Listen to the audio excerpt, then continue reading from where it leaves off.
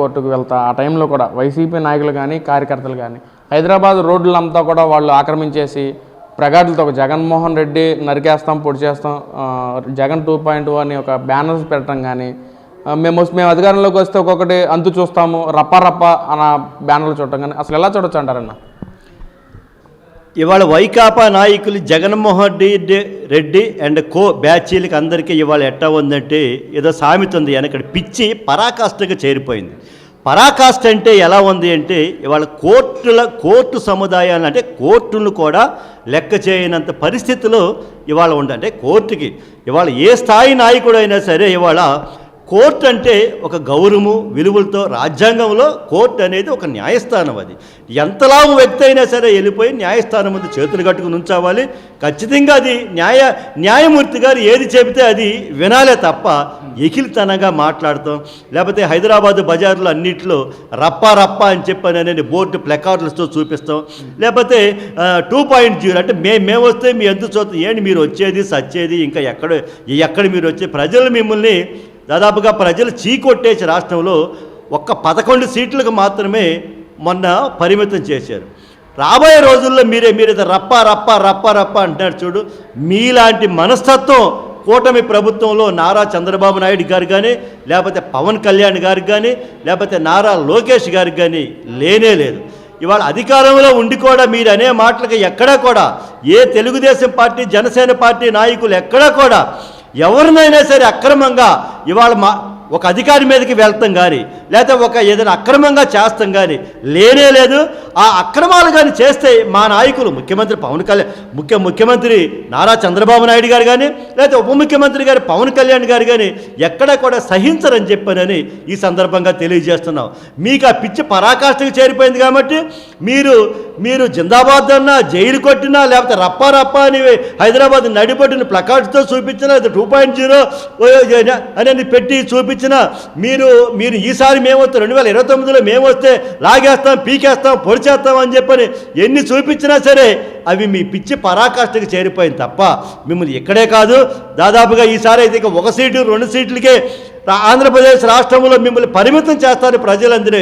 ఎక్కడి దాకా ఎందుకు రేపు వచ్చే స్థానిక సంస్థల ఎన్నికలలో దాదాపుగా 100% గ్రామీణ స్థాయి నుంచి వార్డు మెంబర్ కాడి నుంచి ఎంపీపీ జెడ్పీటీసీ జిల్లా పరిషత్ అధ్యక్షుల వరకు కూడా వార్డు మెంబర్ కాడి నుంచి చెబుతారు. ఎక్కడా కూడా మీకు ఒక్క అవకాశం కూడా కల్పించుకోవటం కూటమి ప్రభుత్వం 100% కూడా ఇవాళ ఖచ్చితంగా గెలిచి తీరుద్దని చెప్పారు అనేది మేము ఈ సందర్భంగా తెలియజేస్తున్నాం. థ్యాంక్ యూ అన్న.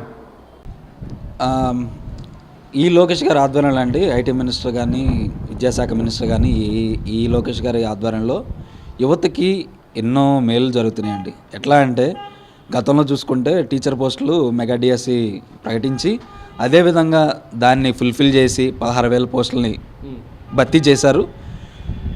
ఇన్ ఫ్యూచర్ రేపన్న రోజున ఆల్రెడీ ప్రకటించారు, డేట్ ఇంకా అవ్వలేదు, నోటిఫికేషన్ వదిలేరు కానీ ఇంకా డేట్ ప్రకటించలేదు. 4,000 పోస్టులు ఇవ్వడానికి కూడా సంసిద్ధం అయ్యారు. వాళ్ళకిలాగా మేము మెగా డిఎస్సి ఇస్తాం ప్రతి సంవత్సరం అదే చెప్పుకుంటున్నారు కానీ చేసింది లేదు, చేసిన దాఖలాలు లేవు. ఎందుకంటే జాబ్ క్యాలెండర్ విషయంలో ప్రతి సంవత్సరం జనవరి 1వ తారీఖు కల్లా జాబ్ క్యాలెండర్ మీద వదులుతాను అని అన్నాడు. ఏం వదిలాడండి? ఏ గంజాయి వనాన్ని వదిలాడు, గంజాయి వనాన్ని తయారు చేసే ముఠాను వదిలాడు, రౌడీ గ్యాంగ్ని వదిలాడు తప్ప జాబ్ క్యాలెండర్ వదలలేదు, మెగా డిఎస్సి వదలలేదు, ఈ పెట్టుబడులు కానీ అసలు ఏ విషయంలోనూ ఏం లేదండి. అలా చూసుకుంటే ఈ ప్రభుత్వానికి ఆ ప్రభుత్వానికి వ్యత్యాసం చాలా నక్కకి నాగలోకానికి తేడా అంటారు చూసారా, ఆ తేడా ఉందండి. అంటే మరి ఒక పక్కన 2029 ఎట్టి పరిస్థితుల్లో చంద్రబాబు ఓడిపోతాడు, టీడీపీ పార్టీ భూస్థాపితం అయిపోద్దని చెప్పి వైసీపీ నాయకులు మాట్లాడుతున్నారు. మరి ఏం చెప్తారు దాని గురించి? అన్నీ వట్టి మాటలే అండి. మొన్న 2019 ఎలక్షన్లో ఏదో తూచా ఇది గాల్లో ఆటంలో గెలిచాడు. మేము చేసాము అని చెప్పుకోలేదు. చంద్రబాబు ప్రభుత్వం ఏం చేసిందంటే 2014 నుంచి 2019 వరకు మేము చేసామని పలానా చేసామని చెప్పుకోలేదు. ఈ ప్రభుత్వం ఏం చేసింది, వైసీపీ ప్రభుత్వం 2019 నుంచి 2021 వరకు చేయకపోయినా మేము చేసామని చెప్పి పబ్లిసిటీ చేసుకుంది. పబ్లిసిటీ చేసుకున్న దానికి చేసిన దానికి చాలా తేడా ఉంది. కానీ ప్రజలు ఏం చేశారు, అలాంటి అనామకుడిని గెలిపించారు. ఇప్పుడు ఏంటంటే ప్రజలు తెలుసుకున్నారు, ఏం పెట్టుబడులు రాలేదు, మాకేం న్యాయం జరగలేదు, డబ్బులు వేస్తేనే మరి ప్రభుత్వం రన్ అవుతుందంటే ప్రతి ఒక్క గవర్నమెంట్ అసలు ఎంతో అంత గతంలో ఉన్న పెద్దల మహామహులే వేసేవాళ్ళు, ఇండియాలో ప్రతి ఒక్కళ్ళు వేసేవాళ్ళు డబ్బులు. ఈయనొక్కడే దిగొచ్చాడు కాదు కదండి. డబ్బులు వేస్తేనే నన్ను గెలిపిస్తారంటే అది తప్పు. అది అంటే ప్రతి రోజున విద్య అంటే పోలీస్ వ్యవస్థను కూడా చంద్రబాబు మ్యానిపులేట్ చేస్తున్నారు. రెడ్ బుక్ రాజ్యాంగంతో పోలీస్ వ్యవస్థ మొత్తం అనకదొక్కేశాడు. వాళ్ళకి ఇవ్వాల్సిన పవర్స్ మొత్తం ఏమి ఇవ్వకుండా చంద్రబాబు ఏదైతే చెప్పిందో వాళ్ళు కూడా అదే చేస్తారని చెప్పి వైసీపీ నాయకులు మాట్లాడుతున్నారు. ఒక రకంగా చెప్పాలి అంటే న్యాయస్థానంలో లా బుక్ ఎలా ఉంటుందో రెడ్ బుక్ అంతేనండి. నా పరంగా నా వ్యక్తిగతంగా నేను చెప్తున్నా. గత ప్రభుత్వంలో ఎవడైతే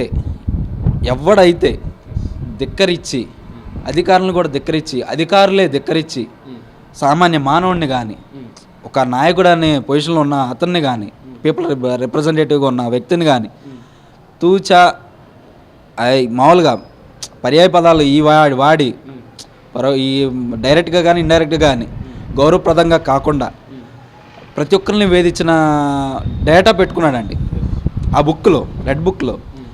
సామాన్య మానవుడిని వేధించిన వాడిని, కార్యకర్తను వేధించిన వాడిని, కార్యకర్తకి న్యాయం చేయని వాడిని, అంతెందుకు వైసీపీ కార్యకర్తకి న్యాయం చేయని వాడిని కూడా పెట్టుకున్నాడండి. తెలుగుదేశం పార్టీనే కాదు, వైసీపీ నాయకుడిగా చలామణి అవుతున్న కార్యకర్త ఉంటాడు చూసారా, ఆ కార్యకర్తకి న్యాయం చేయని అధికారిని కూడా పెట్టుకున్నాడండి ఆ బుక్లో. ఎందుకంటే తను న్యాయం చేయలేదు, తను అధికారాన్ని ధిక్కరించాడు అన్న ఇదితో.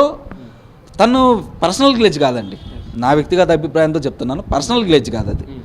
సామాన్య మానవుడికి న్యాయం జరగాలనే ఉద్దేశంతో ఆ అధికారుల మీద స్ట్రిక్ట్ యాక్షన్ తీసుకున్నాడే తప్ప పర్సనల్ గ్లెడ్జ్ కాదు. వాళ్ళ నాన్నని, వాళ్ళ అమ్మని, తనని, తన భార్యని, లేకపోతే పార్టీని, కార్యకర్తలని ఇది అన్నాడని నేను కాదు.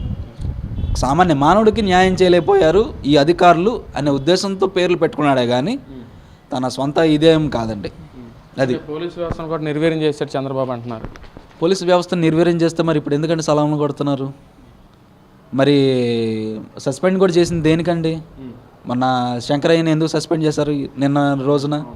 తను చేసిన తప్పు కాబట్టి సస్పెండ్ చేశారు, డిస్మిస్ చేశారు, సస్పెండ్ కూడా కాదు. అంతేగాని తప్పు చేయని వాడు ఎవడున్నాడని చెప్పండి. తప్పు చేయకపోతేనే సస్పెండ్ చేస్తారా, డిస్మిస్ చేస్తారా? తప్పు చేశాడు కాబట్టి, ఆధారాలు ఉన్నాయి కాబట్టి తొలగించడం జరిగింది. ఏదైతే మరి లిక్కర్ స్కామ్ గురించి మాట్లాడుకుంటే మన రాష్ట్రానికి ఊపు పుట్టింది లిక్కర్ స్కామ్ కేసు అనేది. వైసీపీ హయాంలో ఏదైతే దోచుకున్నారో దాన్ని ఇన్వెస్టిగేషన్ చేస్తూ సిట్టు విచారణ కూడా జరిగింది. కోర్టు కూడా దాన్ని ఆస్తులు మొత్తం జప్తు చేయండి అని చెప్పి కూడా మనం ఒక నివేదిక చూసాం. ఎలా చూడొచ్చు అంటారు మరి? గతంలో ఒక మినిస్టర్, మాకు దగ్గరలోనే ఒక మినిస్టర్ ఉన్నాడు. ఆ మినిస్టర్ కూడా మాట్లాడాడండి, మీడియా సమక్షంలోనే మాట్లాడాడు. సాయిరెడ్డి లేకపోతేనే ఇన్ని జరుగుతాయా, సాయిరెడ్డి కూడా ఉన్నాడు ఈ స్కామ్లో అనే మాట బయట పెట్టాడు. మరి జరిగినట్టే కదండి, స్కామ్ జరిగినట్టే. లిక్కర్ స్కామ్ ఆయన ఆధీనంలోనే జరిగినట్టు ఆయన ఒక్కసారి నోరు తూరాడు. మరి జరగలేదు అనుకోవడానికి ఆస్కారం లేదండి. ప్రూఫ్లు ప్రతి ఒక్కటి కనపడుతున్నాయండి.